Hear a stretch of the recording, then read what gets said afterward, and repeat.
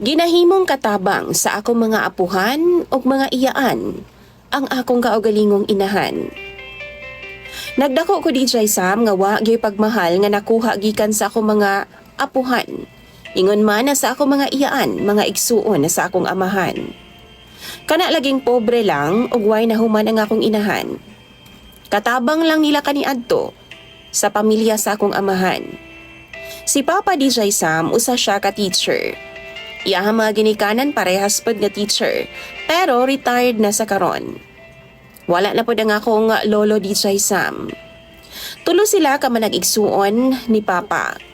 Ang akong duha ka iyaan parehas nga nindot og trabaho. DJ Sam, babag jud sila sa relasyon ni Papa ug Mama kaniadto. Wa pod sila'y pagmahal sa among mga igsuon kay lagi dili man nila gusto ang akong mama. Likod-likod sa kasal ni Papa ug Mama go DJ Sam, nagkuha pa daw babay si Lola. Ug ingod man ang akong mga iyaan. Aron nga ipadulog kang Papa, aron di lang gid madayon ang kasal nila ni Mama. Kadong bayhana no, nabuntisan jud ni Papa DJ Sam. Kay naaman gyud ay nahitabo nila ni adtong gabi una.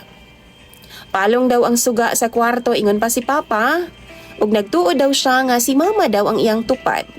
Mauna ang iyang gi-explain kang Mama DJ Sam. Medyo lango po si Papa ni adto nga time sa ilim nung makahubog. Lalaki ang anak ni Papa ni adtong bayhana.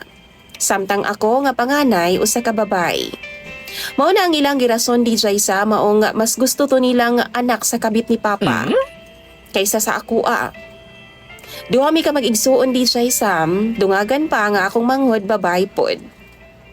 Ug ang sad pa jud DJ Sam, nabuntisan pa jud pag-usab ni Papa ang maong babae. Ug mao gihapon ang rason nila. Napugos lang daw si Papa kay samtang natug lagi daw siya sa ilaha sa kwarto nila Lola. Ipasulo daw tong bayhana ni Lola sa kwarto ni Papa. Aron magduhog daw silang duha. Kay baw mo no, insulto kaayo para kang Mama DJ Sam. Nasulod sa kaminyoon nilang duha ni Papa, kadtong bayhana, duna pa sila'y mga anak ni Papa. Unya, tuwa pa gyud sa puder ni Lola nagsaka. Ang iyahang kabit ug duha ka mga anak. Ingon pa si Papa DJ Sam, love daw kaayo mi niya. Si Mama daw ang tinuod niyang gihigugma. Maong mas gipili daw mi niya nga iyang pamilya. Matag panahon nga naay okasyon no, hayahay kaayo tong bayhana DJ Sam kay buhay prinsesa jud kaayo. Samantalang si Mama, himuong katabang, himuong tagaluto, himuong tagalimpyo sa ilahang mga kalat DJ Sam. Maluoy kaayo mi sa among inahan.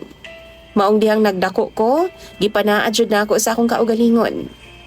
Nga kung maarang-arang lang jud ang among kahimtang, i-demolish gid namo silang tanan. Parehas mi sa akong manghod DJ Sam nga nakabaton og afam nga partner. Parehas man ang among tinguha nga mubaws gyud sa pamilya ni Papa. Sa bata pa mi no, mailad pa mi sa akong amahan DJ Sam. Pero dihang naa na mi kabuot sa akong manghod. Klaro na kaayo sa among TV DJ Sam. Nga giloko mi niya. Labaw na ang among inahan. Nasakpan namo siya sa akong manghod DJ Sam nga nagbuhat og milagro sa kwarto didto mismo sa panimalay sa among apuhan. Kauban ang maong babae DJ Sam nga kaduha niyang nabuntisan. Klaro kaayo nga nagbuhay mag-asawa silang duha didto. Buutan kay si Mama DJ Sam aron lukuhon lang ni Papa. Problema lang jud sa akong inahan DJ Sam kaniadto kay bisan unsay explanation ni Papa. Bisan pag unsay kabuang ni Papa, mutuo ra pud siya o ginahatagan niya tsansa. Kumbaga unlimited ang tsansa nga gihatag niya para lang gyud daw sa among pamilya. Kumo ba kay pobre lang si Mama? Way grado? Maong ginaingon ana lang siya sa among amahan. Taga-bukid lagi daw ug sila pa. Maong lukuhon lang nila pag-ayo si Mama. Hangtod bila rabay pagpanlabay sa mga katuigan DJ Sam. Nakalampos ra gyud mi sa akong manghod sa kurso nga among gikuha. Maay na lang po DJ Sam. Nagpasalamat na lang po mi sa among amahan kay gitabangan mi nila nga makakuhag scholarship. Og tungod sa among trabaho, daghan mig na meet DJ Sam nga klase-klaseng afam. Mao na ang rason nga nahimo namong bana karon a fam pod. Parehas man gud ming duha nga flight attendant sa akong manghod. Karon kay nagaanak na pod ang akong amahan di siya Sam ug iyahang kabit. As in, upat kabuk ang ilang anak ha. Unya karon mi contact siya sa mua. Gusto daw niya nga magpatabang sa amo sa akong manghod kay premature lagi daw ang ilang kinamanghuran. Pero ana akong manghod ayaw gyud te. Dili gyud ta mo tabang te. Pasagdihin na sila nga antusan og salon ang tanang gaba. Take note ha. Gaulian gihapon si Papa sa amo DJ Sam. Gauban gihapon sila ni Mama. Pero si Mama DJ Sam wa nay amor sa iyaha. Kay di na daw siya maloko pa ni Papa. 5 ka kada bunti sa babae DJ Sam ang iyang pasangil, gipugos daw siya sa akong apuhang babae ug mga iyaan. Gipaso daw sa kwarto. Ug mapugos daw siya nga dunay mahitabo sa ilaha kay maghubo naman daw sa iyang atubangan. DJ Sam bisan pagkapila maghubo ang babae. Kung kay baw ka mismo nga pamilyado kang tao, ug di gid pod nimo gusto, wa gyud mahitabo sa inyo ha. Pero ang tinuod giloko gid niya pag-ayo si Mama. Gusto pod niya ang nahitabo. Usay pagtuo niya sa amoa. Kinder DJ Sam nga pwede ra niyang ingnan og ingon ana. Maayo na lang gani kay kadugayan sa sigihag sulsul namo sa kong manghod no. Nituo ra gyud si Mama nga dili pwedeng ibuhos niya tanang pagmahal ug atensyon ni kang Papa. Kay luoy gyud kaayo siya. Ug dili niya deserve nga dili respetuhon sa pamilya ni Papa. Labaw na sa among amahan.